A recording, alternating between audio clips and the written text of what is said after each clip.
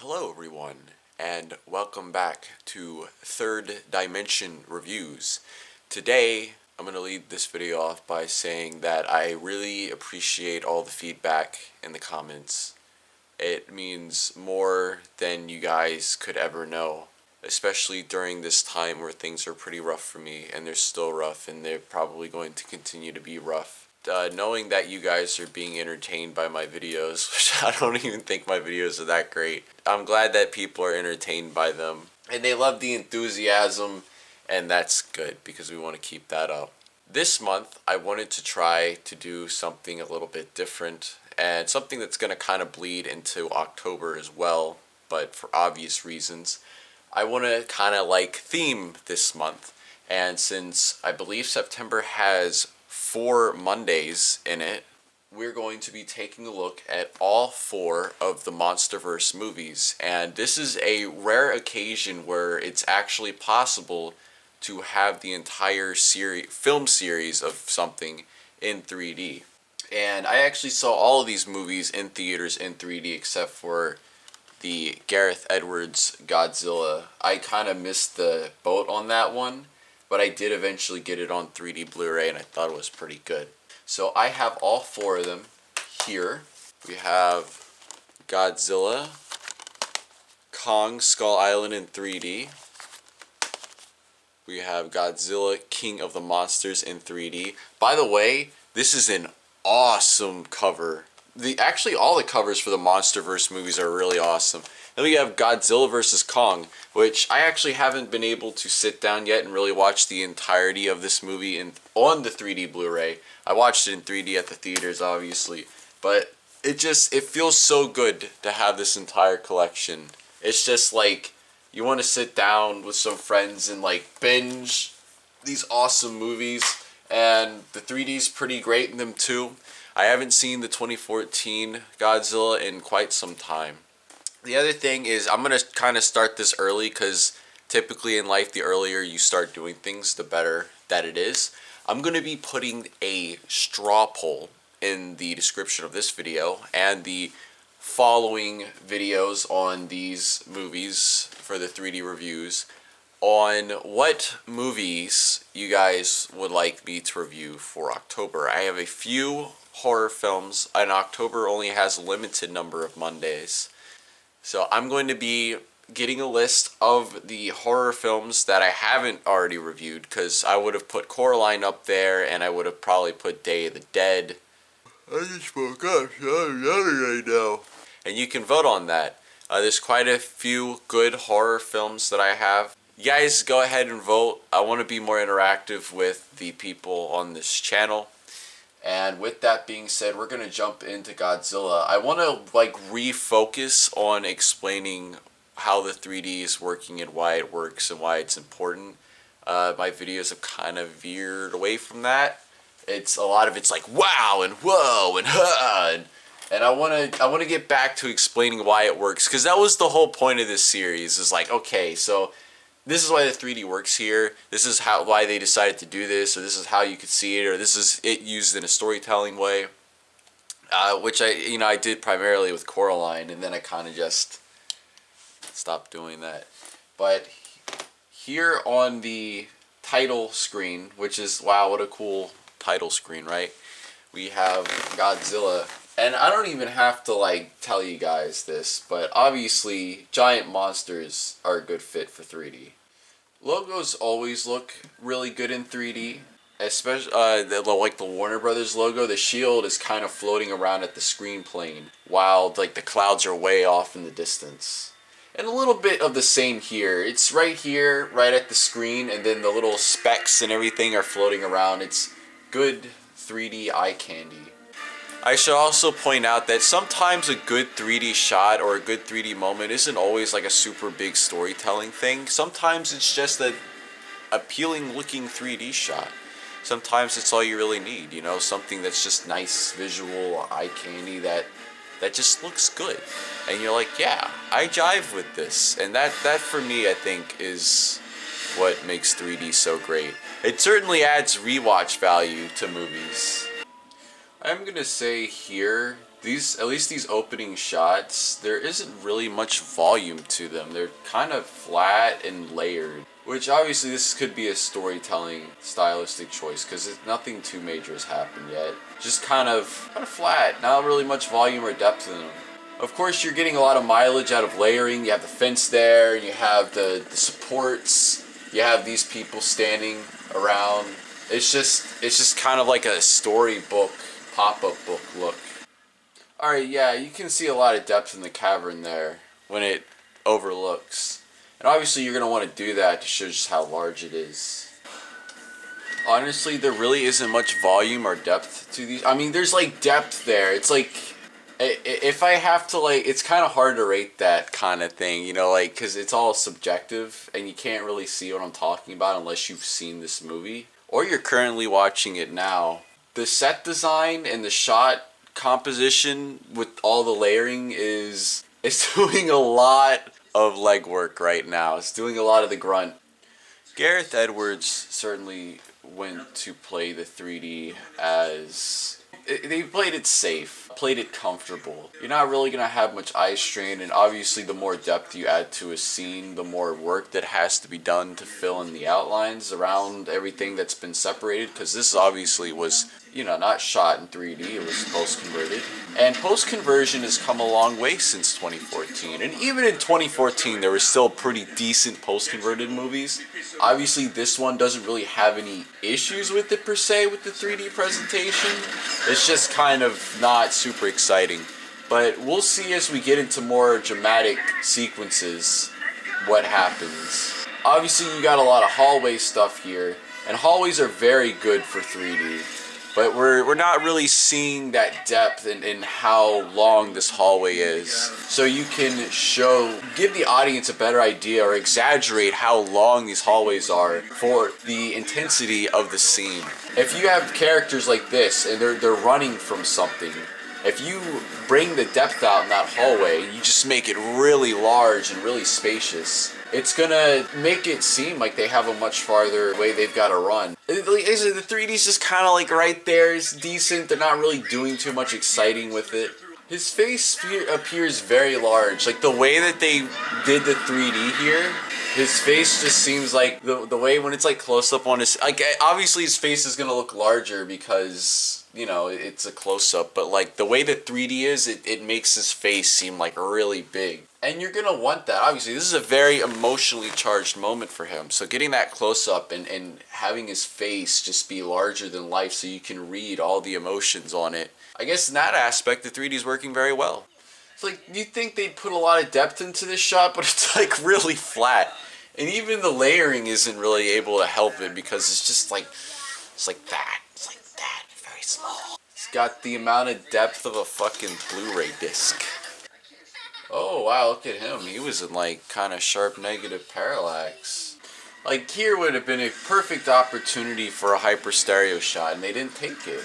They're just playing the 3D so safe, and it's such a shame because when you're dealing with something like Godzilla where it's this larger than life character, larger than life story, you want to really pull the 3D out and make everything just seem larger and have more of a presence. It's just kind of flat and uninteresting. And that's just at least for now. We're at the beginning of the movie, we're still in the first act, maybe moving into the second act. Maybe it's going to get better as things ramp up in intensity. It's very interesting that he brings up bioacoustics because that's a major plot point in Godzilla King of the Monsters. I like how his reflection in the glass does have a bit of volume and depth to it. I mean, that shot has depth to it, but not a whole lot of volume. They're really slacking on these hyper stereo city shots. Like these shots, like the actors literally look like they're just flat cardboard things standing there. Maybe I'm spoiled by modern 3D releases. Alright, we got some nice depth here overlooking this landscape. And when I say depth, I'm not really saying volume, I'm saying like it's pushed back into the screen. Alright, that's a pretty decently nice looking shot. But like I said with the other ones, it's primarily the framing and the set design that are holding the 3D up and making it interesting. I mean, obviously that also factors in even if there's a lot of volume and depth, but especially here, Alright, now that shot is a lot of depth and volume in it. Right there, that one, probably the best 3D volumetric shot in the movie so far. And of course you're gonna have that here. Now we're heading into a big action sequence. Like right here, that looks really nice. Now that we're getting into an intense moment where the stage is about to wake up, we're gonna be seeing a lot more volume, hopefully. A lot more volume, a lot more depth. See, that's a good shot. They have a lot of people standing there and it layers the 3D out. Plus you have the fencing and the catwalk. Alright, that's a really cool 3D shot right there. You have him, little tiny man, juxtaposed to the massive Muto. I believe these are called the Mutos. Ooh, wow, that guy ran right into my hand. Like, in 2D, you can obviously see the size difference, but the 3D enhances that size difference. Alright, this is a nice 3D shot of this. And I like how it starts out behind the screen and slowly starts coming out of the screen. Just a little bit of negative parallax, but it's there. So obviously when you're going into a place like a jungle or a forest or something, you're going to have a lot of opportunities for layering good 3D. And you do see that a little bit here. It's just this movie... One, it's in the dark. 3D doesn't do as well in the dark. I mean, they have enough lighting here for you to be able to tell what's happening. There's not a lot of volume. It's like the layer work and the shot composition is doing a lot of the legwork for this movie's 3D. Alright, so I'm fairly certain that binocular point of view is probably not stereo accurate. Alright, see, that's a pretty good shot. The layering, that shot looked really nice. So these shots close to the ground look pretty good. Alright, so that's a really good shot in 3D. Really emphasizing how large Godzilla is compared to those teeny tiny little soldier guys. And this is where the 3D is going to really shine. Especially, like I said, for the monster movies, you can really do a lot with that to further emphasize the size and weight and power of these creatures. This is a nice 3D composition with the underbelly of the plane there and the people standing around the bottom side of it as the Muto walks across. These close-up shots of the humans looking up at these kaijus they're really good for 3D. 3D in and of itself, it can't really portray size and scale and placement. It works best when you have a lot of points of reference. When you have like a lot of things in this, like right here, you see like the dinosaurs and the table and the way that's set up. And obviously the dinosaurs are a deliberate story choice because the, you know, dinosaurs are giant monsters and then the movie's about giant monsters. So it's like a nice visual thing. But it adds layering to that shot and it works for the 3D to have layering like that. Because if you just have like a teapot floating in a black void with nothing around it and it's just the teapot, like obviously you're gonna be able to see the volume in that, but you're not gonna have like a lot of reference for it, I guess, if that makes sense. But if you have like a bunch of stuff around the teapot, in front of it, behind it, you have a lot more interesting things going on there. This shot's really nice. You can see like a little bit of volume in his spikes, Godzilla's spikes, and the helicopter flying above the water there.